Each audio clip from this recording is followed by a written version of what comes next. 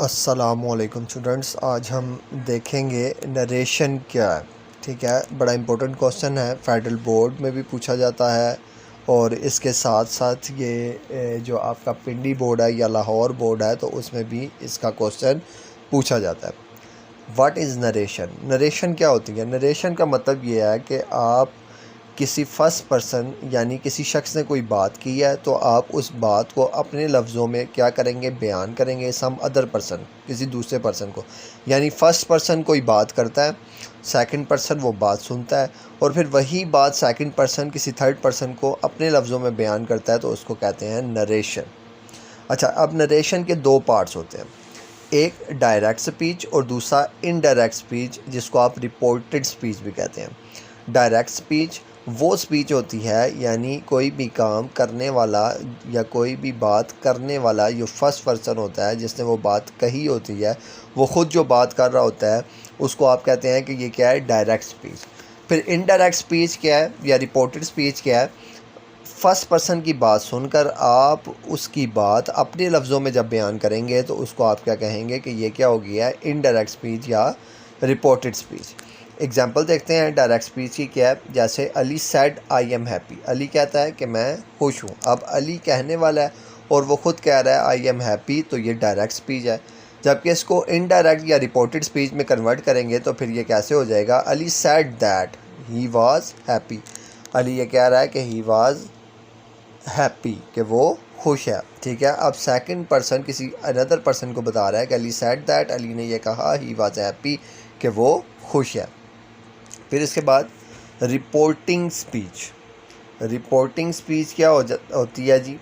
Reporting speech वो speech जो कहने वाला है, ठीक है, यानी जो फर्स्ट पर्सन है उसके बारे में, यानी जो फर्स्ट पर्सन कहता है उसको आप क्या कहेंगे, रिपोर्टिंग स्पीच है। ठीक हो गया।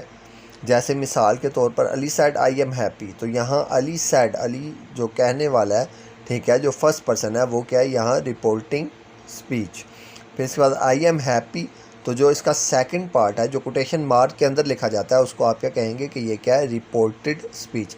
रिपोर्टिंग स्पीच कहने वाला अली सैड, जैसे अली ने कहा, और आई एम हैप्पी जो असल में आपकी न्यूज़ है, ठीक है, वो रिपोर्टेड स्पीच। और रिपोर्टेड स्पीच जो होती है वो इन्वर्टेड कोमास के अंदर आती है।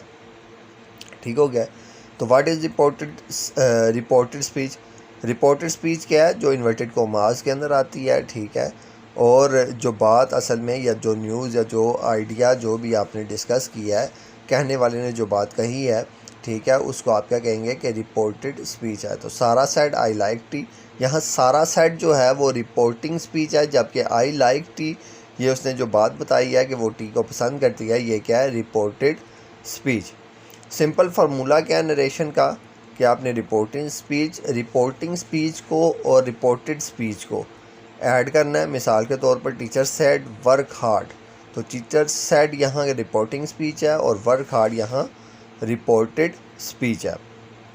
फिर इसके बाद डायरेक्ट और इनडायरेक्ट स्पीच का डिफरेंस क्या होता है? तो डायरेक्ट और इनडायरेक्ट स्पीच का डिफरेंस क्या है जी? Direct speech exact word use होते हैं। डायरेक्ट स्पीच जो होती है, यानी जो बात कहने वाला होता है वो हमेशा डायरेक्टली बात करता है, यानी जो बात जैसी होती है एज इट इज़ करता है। जबकि इनडायरेक्ट स्पीच के अंदर क्या होता है, मीनिंग बताया जाता है। फिर इन्वर्टेड कोमास होते हैं, ठीक है, जबकि डायरेक्ट स्पीच के अंदर, और इन्वर्टेड कोमास नहीं होते इनडायरेक्ट स्पीच के अंदर। मिसाल से समझते हैं, he said I am busy, तो he said that he was busy. तो आप पहली जो आपकी एग्जांपल में पहली लाइन है, he said I am busy, तो यहाँ देखें एग्जैक्ट वर्ड यूज़ हो रहे हैं, फिर उसके साथ इन्वर्टेड कोमास भी हैं। जबकि जो नरेशन है, he said that he was busy, तो यहाँ आपके कोई भी जो मीनिंग बताया जा रहा है, ठीक है, जो बात फर्स्ट पर्सन ने कही या उसको एक्सप्लेन किया जा रहा है, और दूसरा इसमें कोई भी इन्वर्टेड कोमास नहीं है। अब इस टेबल के ज़रिए हम इसको लर्न करने की कोशिश करते हैं। तो पहले आपको टाइप दी गई हैं, फिर उसके बाद डायरेक्ट स्पीच का फार्मूला बताया गया, फिर उसके बाद इनडायरेक्ट या रिपोर्टेड स्पीच का फार्मूला, और फिर एग्जांपल्स और उसके यूजेज, यानी इसका इस्तेमालात क्या है और मीनिंग क्या है। अगर आपके पास स्टेटमेंट जो होती है वो असेसिव स्टेटमेंट आती है, ठीक है, तो उसमें डायरेक्ट स्पीच जो होगी उसमें सिर्फ सब्जेक्ट होगा, सब्जेक्ट के साथ सेड यानी कहने वाला, और प्लस इसके साथ साथ इन्वर्टेड कोमास के अंदर रिपोर्टिंग स्पीच मौजूद होगी। जब आप इसको इनडायरेक्ट रिपोर्टेड स्पीच में कन्वर्ट करेंगे, इन्वर्टेड स्पीच फार्मूला में कन्वर्ट करेंगे, आप जब इनडायरेक्ट रिपोर्टेड स्पीच फार्मूला में इसको कन्वर्ट करेंगे तो फिर आप क्या करेंगे, सब के साथ सब्जेक्ट के साथ आप सेट लगाएंगे और इन्वर्टेड कोमास को रिमूव करके आप दैट लगाएंगे और फिर उसके बाद जो भी क्लॉज है उसको लिख देंगे। एग्जांपल से समझते हैं, जैसे डायरेक्ट स्पीच है आपके पास, he said I am tired, उसने कहा आई एम टायर्ड, मैं टायर्ड हूँ। इनडायरेक्ट स्पीच अब ये कैसे होगी, ही सेड, आप he said as it is रखेंगे, फिर उसके बाद इन्वर्टेड कोमास को रिमूव करके आप दैट लगाएंगे, ही वाज टायर्ड, और फिर उसके बाद आप अपने क्लॉज को बयान करेंगे कि ही वाज टायर्ड, वो टायर्ड है। Use to report what someone said, no question. अच्छा, इस यूज़ किया जाता है इस रिपोर्ट को कि व्हाट समवन सेड यानी क्या कह रहा है कोई शख्स, और इसमें कोई भी क्वेश्चन नहीं पूछा जाता। ऐसे स्टेटमेंट को जो आप नरेशन करते हैं वो असर्टिव स्टेटमेंट्स होती हैं। सेकंड है जी आपका यस और नो या क्वेश्चन दिया जाएगा, तो फिर इसमें जो डायरेक्ट स्पीच होगी उसमें सब्जेक्ट होगा, सेड होगा, और इसके साथ साथ जो आपकी क्लॉज होगी वो डू, डिड, विल या किसी भी हेल्पिंग वर्ब से स्टार्ट हो रही होगी। ठीक हो गया। और फिर इसी इन्वर्टेड कोमास के अंदर जहाँ आपकी क्लॉज एंड होगी उसके साथ सवालिया निशान मौजूद होगा। फिर अब आप इसकी इनडायरेक्ट स्पीच कैसे करेंगे, तो इनडायरेक्ट स्पीच के लिए आप सबसे पहले सब्जेक्ट एज इट इज़ लिखेंगे, फिर उसके बाद आप सेड को तब्दील करके आस्क्ड में कन्वर्ट करेंगे। ठीक हो गया। और इन्वर्टेड कोमास को रिमूव करके आप उसकी जगह क्या यूज़ करेंगे, इफ़, वेदर। ठीक है, या तो इफ़ यूज़ करेंगे या वेदर यूज़ करेंगे जुमले के मुताबिक। फिर उसके बाद सब्जेक्ट लिखेंगे और फिर उसके बाद वर्ब लिखेंगे, वर्ब को चेंज करेंगे। एग्जाम्पल से समझते हैं, जैसे she said do you like T, उसने कहा क्या तुम चाय पसंद करते हो, ठीक है, या चाय पसंद करती हो। शी आस्क्ड, अब सेड को आप रिमूव करेंगे और उसकी जगह आप क्या लगाएंगे, आस्क्ड। तो शी आस्क्ड इफ़, अब इफ़ इन्वर्टेड कोमास को आपने रिमूव किया तो उसकी जगह आप इफ़ लगाएंगे, आई लाइक टी, कि मैं टी पसंद करता हूँ। अब ये यूज़ फॉर क्वेश्चंस के लिए होगा विद यस और नो आंसर, और इसका आंसर हाँ या ना में दिया जाएगा। फिर उसके बाद थर्ड रो है आपकी जिसमें WH क्वेश्चन, यानी ऐसे क्वेश्चंस जो WH फैमिली से बिलोंग करते हैं, आप उनको कैसे क्या करेंगे। फिर थर्ड रो है आपकी जिसमें आप कवर करेंगे WH फैमिली को। तो WH फैमिली में आपके पास जो है डायरेक्ट स्पीच, उसमें आपके पास डायरेक्ट स्पीच में सब्जेक्ट आएगा, फिर उसके बाद सेड आएगा, और सेड के बाद WH फैमिली से कोई भी वर्ड आ सकता है, जैसे व्हाट, वाई, हुज, हुम।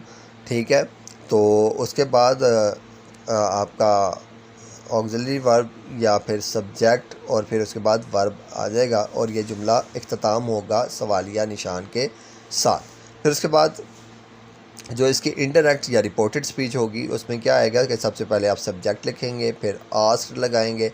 ठीक है, सेम एज इट इज़ जितने भी आपके क्वेश्चन सवालिया जुमले होंगे उसमें आप सेड के बाद क्या लगाएंगे, सेड को रिमूव करके आस्क्ड लगाएंगे। तो आस्क्ड लगाने के बाद आप WH फैमिली को एज इट इज़ मेंशन करेंगे और फिर उसके बाद सब्जेक्ट रखेंगे और वर्ब को चेंज कर देंगे।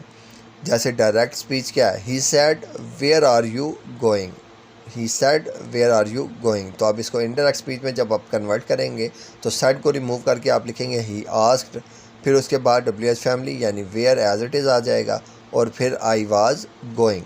तो ये यूज़ किया जाता है क्वेश्चन के लिए और विद WH वर्ड्स, यानी जो WH फैमिली से बिलोंग रखते हैं उनके साथ आप इसको यूज़ करते हैं। फिर इम्पेरेटिव या कमांड या रिक्वेस्ट के लिए ऐसे जुमले जो इम्पेरेटिव हों या जिसमें कमांड या रिक्वेस्ट की गई हो, तो उसके आप डायरेक्ट स्पीच कैसे बनाएंगे। डायरेक्ट स्पीच में आपके पास सब्जेक्ट होगा, फिर उसके बाद सेड होगा, फिर उसके बाद वर्ब आएगा, और एट द एंड ऑब्जेक्टिव, यानी वर्ब और ऑब्जेक्टिव के साथ इसको मेंशन किया जाएगा इन्वर्टेड कोमास के अंदर। अब आपका सब्जेक्ट जब आप इसको इनडायरेक्ट स्पीच में कन्वर्ट करेंगे तो सबसे पहले आप सब्जेक्ट रखेंगे, फिर टोल्ड, फिर ऑर्डर्ड, फिर अच्छा सब्जेक्ट के साथ आप टोल्ड लगा सकते हैं, ऑर्डर्ड लगा सकते हैं या आस्क्ड लगा सकते हैं। फिर उसके बाद ऑब्जेक्ट रखेंगे और ऑब्जेक्ट के बाद आप टू लगाएंगे और उसके बाद वर्ब को मेंशन करेंगे। मिसाल के तौर पर आपके पास डायरेक्ट स्पीच है, he said open the door, उसने कहा दरवाज़ा खोलो। तो इनडायरेक्ट स्पीच आप कैसे इसको कन्वर्ट करेंगे। अब क्योंकि ये ऑर्डर्ड है या कमांड है तो आप इसको टोल्ड के साथ लेंगे, he told me to open the door, उसने मुझे कहा कि दरवाज़ा खोलो। तो यूज़ फॉर गिविंग इंस्ट्रक्शन, आप इसको इंस्ट्रक्शन देने के लिए या ऑर्डर्स देने के लिए या एडवाइस देने के लिए भी इस्तेमाल करते हैं। फिर उसके बाद आ जाती है नेगेटिव कमांड्स। नेगेटिव कमांड्स कैसे दी जाती हैं? तो नेगेटिव कमांड का जो डायरेक्ट स्पीच होती है उसमें सबसे पहले सब्जेक्ट होता है, फिर सेड होता है, फिर डोंट या डू नोट का मूव किया जाता है और उसके बाद वर्ब लिखा जाता है।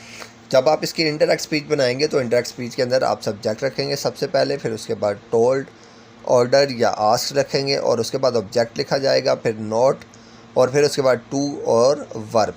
तो जैसे आपके पास एग्जांपल में डायरेक्ट स्पीच है, she said don't shout, she said don't shout, उसने कहा कि मत चिल्लाओ। तो जब आप इसका इंडायरेक्ट स्पीच बनाएंगे तो आप सिंपली लिखेंगे she told me not to shout, ठीक है, उसने मुझे कहा कि मत चिल्लाओ या ना चिल्लाओ, ठीक हो गया। तो ये इसकी इंडायरेक्ट स्पीच हो जाएगी। फिर उसके बाद इसके यूज़ फॉर नेगेटिव इंस्ट्रक्शन, यानी नेगेटिव इंस्ट्रक्शन देने के लिए आप इसका इस्तेमाल करते हैं। फिर लास्ट वन है आपके पास एक्सक्लेमेटरी सेंटेंस। तो एक्सक्लेमेटरी सेंटेंस को आप कैसे भेजेंगे?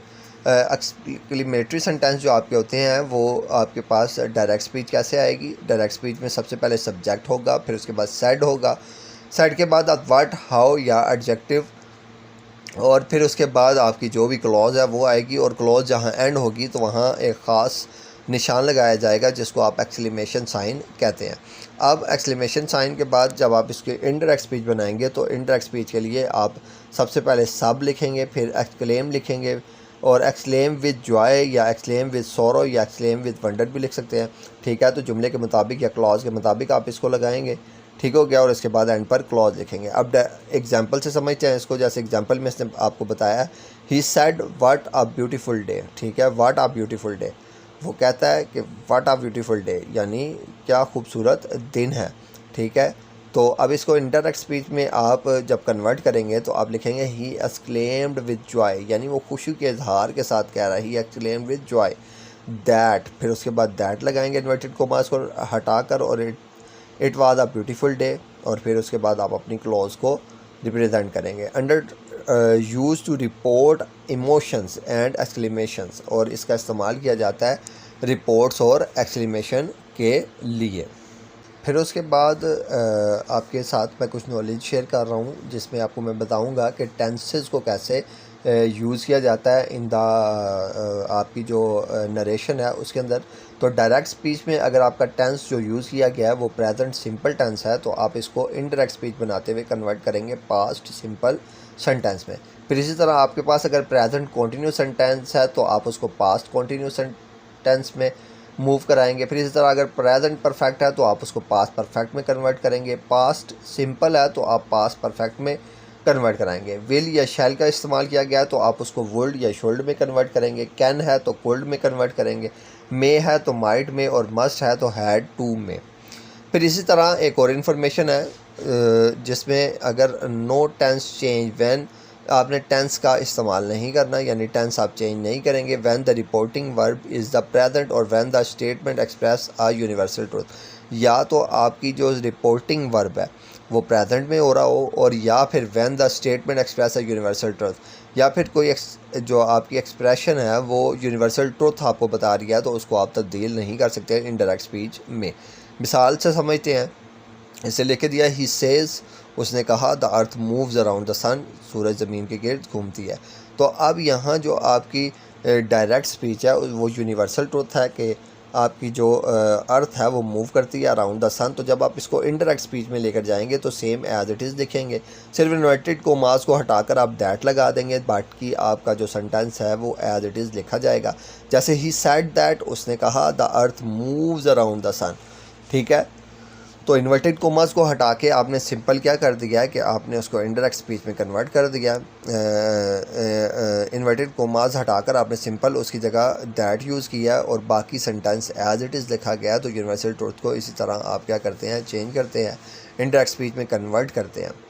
उम्मीद है आपको ये नरेशन समझ आ गई होगी। अगर किसी बच्चे का कोई भी क्वेश्चन है या किसी पॉइंट की समझ नहीं आ रही तो वो मेरे से कमेंट सेक्शन में पूछ सकता है। मिलते हैं नई वीडियो के साथ, तब तक के लिए अल्लाह हाफिज़।